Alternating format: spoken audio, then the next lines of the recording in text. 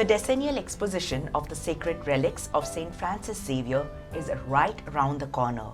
And keeping this in mind, there are art exhibitions, an operetta based on the life of St. Francis Xavier, numerous Konkani and English plays which are being released these days. With the inaugural Mass of the exposition of the sacred relics of St. Francis Xavier commencing on 21st November, there is also a book release scheduled to take place. Stories in Silver, St. Francis Xavier, by the well-known Goan writer and photographer Pantaleao Fernandes, will be released after the inaugural Mass of the exposition, which is scheduled at 9:30 a.m. And we have with us here the author. So welcome to the CCR TV studio, Pantaleao. Thank you, Velma. So tell me, what really got you interested in the details of the silver casket? I mean, many people in the past have written and people talk about the body, or what we now refer to as the sacred relics of St. Francis Xavier. What got you interested in the silver casket in which the sacred relics of this great saint are kept? Yeah, whenever I visit Old Goa and whenever I visit the mausoleum of St. Francis Xavier, we look in awe at the body, and then the whole tomb is actually a piece of art. So you look right from down to up, and then your eyes rest on the silver casket. You notice that there are some figures which are there on the casket, and you can't see them very clearly because the distance is there's a distance between your eye and the casket. But sometime back, I photographed the casket for one of my books called 100 Goan Experiences, somewhere in 2007. When I saw that photograph at home on my computer, I found that these were nice figures. There was a story there, something seemed to be there. So I did further reading, and then I found out that this whole casket was surrounded by these plates. There were 32 of them. And these plates are supposed to tell the story of St. Francis Xavier. So, as I said, some books are mentioning the number of plates and a one-liner on what it is all about. So, some of these one-liners were cryptic puzzles. You wouldn't know, like for example, St. Francis Xavier fights of the Badagas. What does that mean? What is the meaning of Badagas? So, you can't make out. So, I thought that there are so many details that probably these plates brought together can explain the life of St. Francis Xavier, entire life. Okay. So I was. This is how I got into my interest went into the plates Initially. Yeah. So what really, I mean, even as you say, even I have not really seen any book explaining or like a story and telling you the story of what's there. In fact, even I myself, I could not see the pictures very clearly when I had seen the casket at the last exposition. So what do the stories really tell? What do the plates actually tell us? So biographers of St. Francis Xavier have mentioned his life. From this biography, certain significant events are picked out, and these are then etched onto the, not etched, they embossed onto the plates by the Goan goldsmiths. Now, how this whole thing has come about, who decided to do this, that's the whole story. So, to tell you this story, I have to refer to my book now. Sure, yes. This is my book. This is a dummy, so it's a little rough. The outside picture itself, the cover itself shows a plate, and in this plate you can see St. Francis Xavier. He is actually, you can see him elevated. It seems whenever he used to give communion, he used to go on his knees and distribute communion. So, on a few occasions, he apparently elevated to the level of the railing. So, that episode is etched here, it is embossed on this plate. So, this is how every plate narrates some event or the other. So, now we have got, now who has begun this whole process? Exactly. Yeah. So, I have to open my book to the final plate actually, the last plate. Here we can see a man on his deathbed, and there are some priests administrating to him. He seems to be dead. But interestingly, there is also one empty frame here, a frame which is empty, and one wonders why it is empty. And then you can see someone with a halo here at the side of the plate. So so further reading and research told me that this is the story of Marcello Mastrilli. Marcello Mastrilli was a Jesuit who was in Naples in Italy, Okay. and he was a young Jesuit. He was helping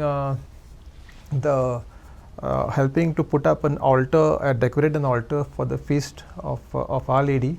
Okay. And as he was doing that, something fell on his head, either a hammer or a stone, and he was very serious. So as he was in his room, there was a portrait of Saint Francis Xavier hanging there. This is the portrait that I mentioned, because he was a devotee of the saint. He was a Jesuit, so he was a devotee of the saint. And so he was on his deathbed. Everybody thought he would die. He got a dream, and in his dream he saw Saint Francis Xavier walk out of the portrait. So you can see this portrait empty here, Saint Francis Xavier out of the portrait. And Saint Francis, in a vision, he asked him, he said, do you want to be healed? I'll heal you, but you will have to go to Japan and continue my mission, because Saint Francis Xavier was in Japan. He did a lot of work in Japan. So this Jesuit masterly agreed, and very soon he was healed. Okay. So when he was healed, he came to Goa in 1635. He came to Goa. He went to pray to the tomb, and he saw that the casket of Saint Francis Xavier, which was a silver casket according to what I have read, but it was a simple casket. So he said, this is a great saint, we need to give him something grand. So he discussed with his superiors, he talked to people, he raised some money, and he kind of designed this new casket, which is supposed to have these 32 plates, which would describe the life, and he ended the series with his own life, own miracle. Okay. So you can see him here. 1636 he came, and 1637 he left Goa. After seeing that all the plans were in place, that the work was going on, he went to Japan. And in 1637, 17th October, he was martyred in Japan. Okay. Subsequently, the casket was ready, and it was unveiled to the public on the feast day of Saint Francis Xavier in 1637. Okay. So this casket is there, is ready, and it's there since 1637. Here in Old Goa. Okay. Yeah. And what about, since I can see the picture, what about the plates that are made? Was it with tin embossing or something? It's a 3D effect. Yes, these plates are pure silver. Okay. They have taken silver plates, and they have hammered the design from behind. Okay. It's called repose technique.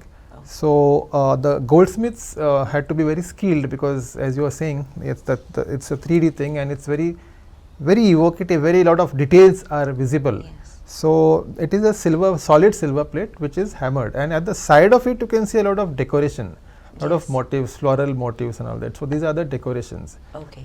And are there precious stones also? There are precious stones. Now whether these are precious stones or not, I have no idea, but originally they were precious stones. Okay. Yeah. Okay. And these plates which we find there in the on the silver casket, are they all in like chronological order, telling the story? What is it? Yeah, like? actually the original designers designed it in a chronological order. Okay. The first plate talks about Saint Francis Xavier when he was in his college. Okay. And he was a spendthrift. He used to spend a lot of money. He was very popular. He looked very good. He was smart. So he was in the tune of the youth of the day. He would spend a lot of money. So his father was worried, and he was going through a little bad time because of the war. So he decided to recall him and bring him back to the castle of Xavier. At that time, his sister Magdalene, who was in the convent, she was in one convent. So she got a vision that Saint Francis Xavier would one day be a great man of the church, possibly a saint. So this plate shows, this is the first plate. Okay. It shows Magdalene, his sister, seeing in a vision Saint Francis Xavier as a holy person. So she wrote to her father, and requested him not to bring him home, because he is going to be a great man of the church. The father liked his daughter, and he respected her, and then Saint Francis Xavier continued. So this plate is the first plate. Okay. It is not there in that order anymore, because many times they have brought it down, they have removed the plates, repaired them in the past. This is a almost 400-year-old. Okay. So okay. we don't find it in chronological order, but I have arranged the plates, the pictures in my book in a chronological order. So that is the plate number 1. Yeah. Okay.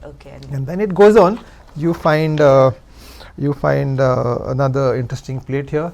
When they leave for their mission from the college from Paris, when they were going away. So Saint Francis Xavier discovered that he enjoyed his life too much.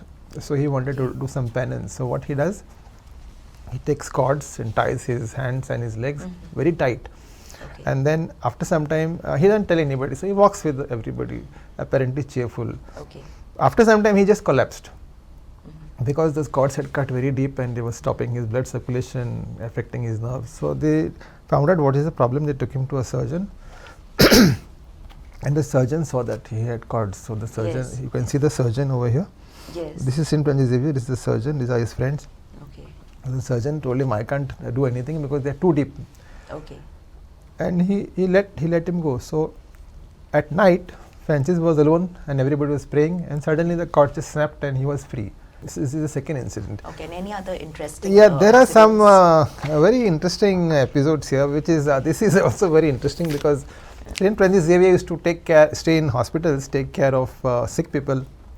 So when he saw a person who was apparently with some leprous disease, and very difficult to look at, he shuddered at him. Then he was so taken up by remorse that he bent down, kissed the wound, and sucked the pus. Okay. So this is what is shown in this plate. In that plate. Okay. Yeah. Okay. And you were also telling me that you visited some place which is also mentioned in one of those plates. Is it? Yes, which was that place? yeah. Let me just browse through. Yes, sure. This is seen in Coimbatore in Tamil Nadu. Okay. Saint Francis Xavier was saying mass in his small church called Cruzadi of Saint Stephen. And he was about to go into the church when he heard some loud screaming and people wailing, and then he just came out and he saw that one child had apparently drowned in a well. The well had a very low parapet. Yeah. So they pulled him up and he was apparently dead. So Francis Xavier came and prayed over him and the child was alive. So this is happening on the East Coast. So there are some other incidents also which are narrated Yes. there about his life, not on this book. So I thought that I should visit this coast. So I took a tour, I went driving that side, and we actually visited this site. Okay. And that well is interestingly a small well with a low parapet still. Okay. Across you can see the St. Stephen's Church, which is now a big church, but it is the same. So the whole scenario can be seen there. The name Coimbatore is written somewhere. You can see it across the road. So it was very interesting to actually go to a place away from Goa where Saint Francis Xavier actually worked among these Paravas. Paravas were the people, pearl fishers there. Okay. Yeah, so he was one of them. So it was very interesting. Then from there, I also traveled down to a place in Manapad where he stayed in a cave, and that cave is also well maintained. It is still there. It is very interesting to visit the places. I also then further went to a cathedral which is dedicated to Saint Francis Xavier, in which you find the tomb of Devasayan, that Saint Devasayan. But that cathedral is also mentioned later on in this book. Oh, and there is a plate regarding that. Yes. So okay. yeah. Pantaleao, I can see that next to each picture there is like a story and an explanation there. So I'm guessing the process must have been quite long for you to get the story of each of these 32 plates. I mean, what was it like? Yeah, so what I did was, after getting the list of the plates, I tried to understand what they meant. They're very cryptic plates. You can't really figure it out. So I checked my library. I have a library at home. I went through them, but I couldn't find most of the details. Maybe some popular miracles, say of the crab, etc., were there. So I had to go to the Xavier Center of Historical Research, and there is one book there by George Schurammer. He is a Jesuit who has extensively written about Xavier by tracing his footsteps all over the world wherever he went. Okay. So I went through his book. So I've referred to his books. Then another book I referred to was by Bartoli, who is also another biographer. So going through around 5-6 books, and each of them are sometimes many volumes. So going through pouring, I kind of got the stories. So I have used those stories, used those books, used references from this book, and pieced together the whole life of the saint using those stories. So now when you read the book, you can, it is like as if it is illustrated life story of Saint Francis Xavier. So you can understand his birth till his death, and after that also what has happened, you can understand when you see this book. And when you actually see the silver pictures, they are so detailed and they are so beautiful. Yes. That you keep staring at it, and then you're curious, what's happening here, what's going on, and you feel like reading it. So in today's world, when the attention span is very short, people don't like to read. I think this is what I'm offering. So I am sure that everybody will actually read this, whoever opens it, because they would want to know what is happening in that silver plate. True. Yeah, and yes, as I was saying, it took quite some time, and also you have to bend, you have to read. So it takes some time. I also got some attacks of vertigo in between because of my reading. But finally, every journey has a struggle, and I had mine. Fully agree with that, of course. And also, you are you're a photographer, right? A photographer come writer. Yes. If I can say so. So you've single-handedly done this full project on your own, or did you have any assistance? Actually, basically the project seemed to be inspired because I happened to see many years back, during COVID we had stopped buying papers, most of us, because we were scared. We were told that COVID can transmit to the papers. So we had stopped buying. But I found a paper lying in my house which said that the casket was going to be brought down for cleaning. And that said, what, the casket is going to be brought down? And immediately my mind said, I should try and photograph it when it is brought down, and especially when it is cleaned. So that idea went round and round in my head, became very loud. So I found out, made inquiries with the Basilica rector, and I said, Father, can I photograph this? He said, yes, you have to take permissions. You have to take the permission of the head of the church, that is the Archbishop that time. So I understood what has to be done, and I wrote for permissions, and permissions were granted to me, fortunately.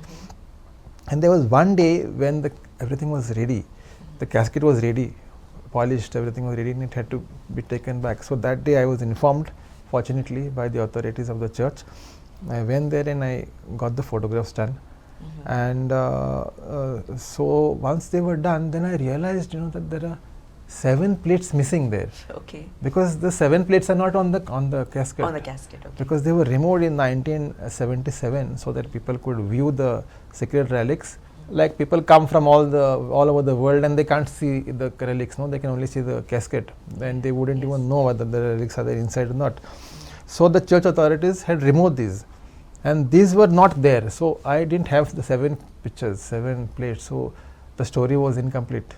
So then later on, I was provided these 7 by Father Patricio, the rector. He gave me the access to photograph these plates. So my story was complete. And so where are these 7 plates? They are kept with inside the.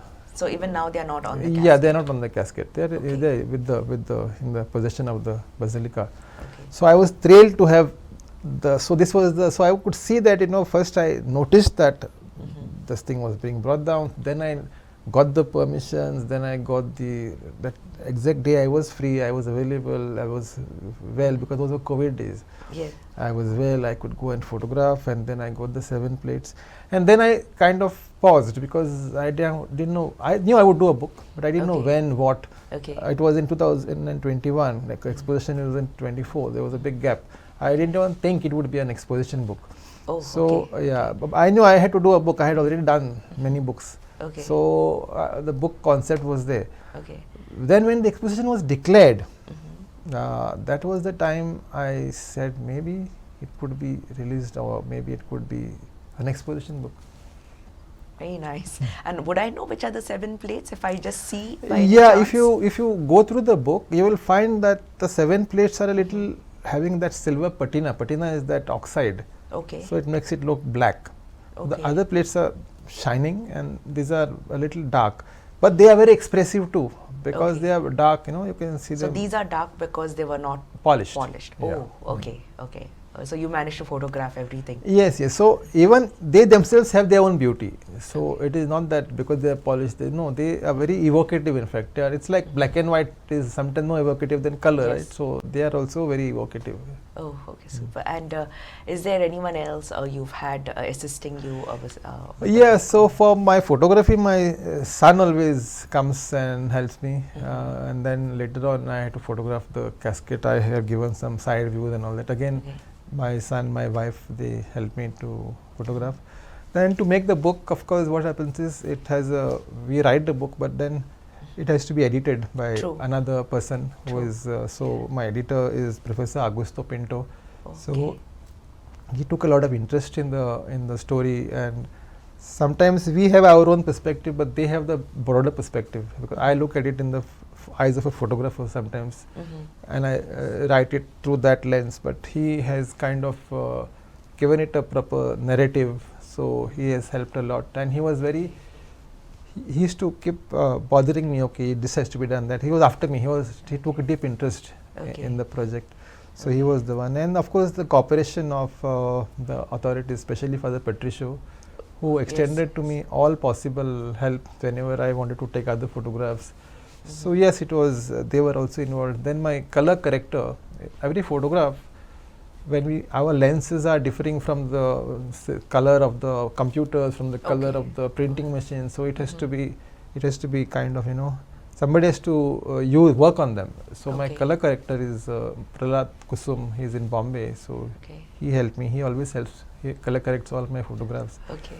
Okay. So yes, so these are the agencies that are with me. But as I was saying, I can see the help of God throughout. Nothing has been going away.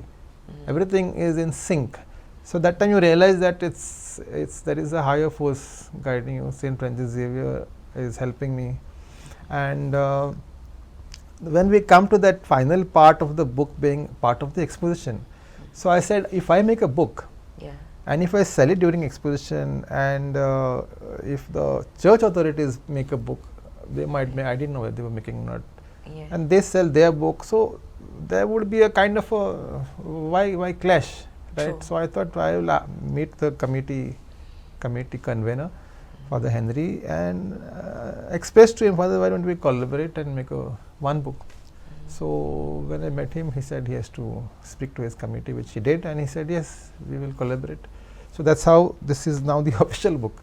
It has the logo of the exposition, and it has yeah, it has the logo. Okay. yeah, so it is the book of the exposition now, official. That's why it's not my book, it's our book, and it also has the message of the Pope. It has the message of the nuncio, the cardinal, the new bishop of Goa. It has got all those The auxiliary messages. So bishop. that is there is a lot of spiritual messages, and it is now a complete exposition book. Oh, nice. And before we wind up, a couple of questions. I mean, have any other such books or religious, spiritual books that you have authored? The previous book that I worked on was called Holy Pictures from Goa. Now we had a collection of holy pictures, and those holy pictures are these regis, which we call regis, which are given after mass, etc. So Small mementos. Mm. So what happens is these were so beautiful, and they were dated from 1890. Okay. So way back in history. So I thought that having it with me is not fair. It has to be brought out to the public. So I thought what will happen is people will see the emotional history of people, how they react to the when person dies, what are the sentiments, or when are these offered. There are a lot of ordinations. So I thought, let me make it into a book form, and I have released a book called Holy Pictures from Goa. Okay. It shows pictures from 1890 to 1990, 100 years of holy pictures. Oh. So you see the printing presses mentioned there, which are the presses that were there. You see different imagery, beautiful. These are all Italian pictures, basically colored Italian pictures. That time they were imported. Later on, they were printed here. Oh. So you see a transition of the quality of work. You see the transition of languages from Latin and Portuguese to English to Konkani, etc. So you see different layers of time. You know, that can be. So it's not just holy pictures. It has got a lot of information for people who look for information. Okay. Of course, it is a very. I found my pictures released by my own family. Oh. So I noted that the Sacred Heart of Jesus was enthroned in my house in 1935, which nobody told me. So I found it on the holy picture, and in the next year I found that for 1 year they released another holy picture. So these things were so sacred to the people. Then I have an uncle who is a priest, not uncle, grand uncle, my father's uncle, who was a priest.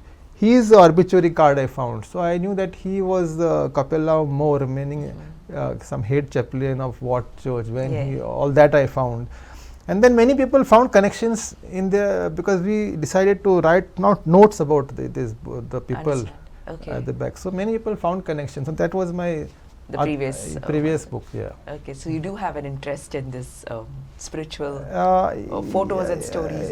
Yeah, it seems to. My father is an archivist, so we have many things which he has got a Bible which is of etched, some etching technology. Oh. The pictures are so powerful. You look at it once and it stays in your mind, and you don't have to read. You know everything about that. So such collection they have. My father has. So interesting. It is there. Yes. Even and my grand uncle has even edited a missal in Latin.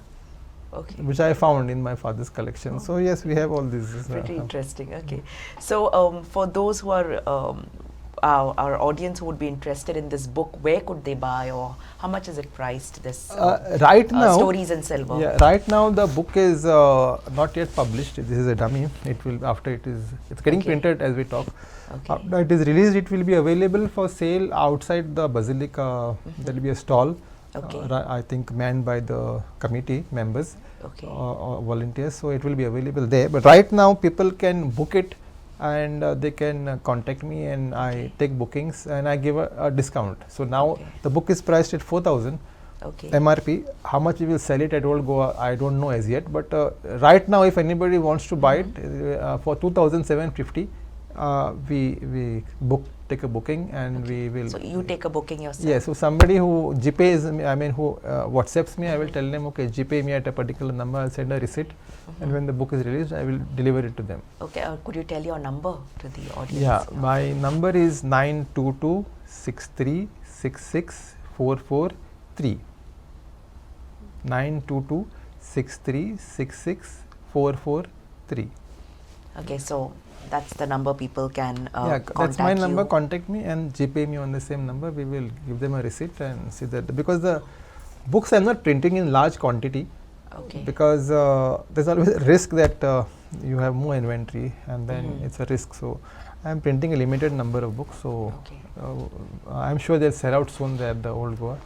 So if people want to ensure they have a copy and at a discount, they can contact me. Sure.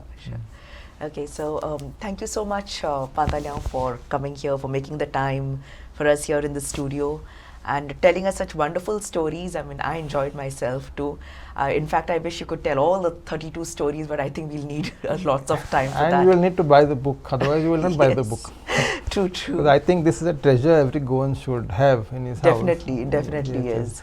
Thank you for giving me the opportunity to also thank you, and thank the studio management for giving me this opportunity to come and speak about my work. Of course. Thanks. Yeah, thank you so much. And to our wonderful listeners too, also, who are watching in right now, do make sure that you pick up a copy of this book, Stories in Silver. Saint Francis Xavier, that's the name of the book. The author is here. I'm very privileged to meet him, and he shared a lot of wonderful stories. And as he has mentioned the price of the book, and also that you can contact him, he's mentioned the number. And as always, keep watching a CCR TV, a channel of God's love.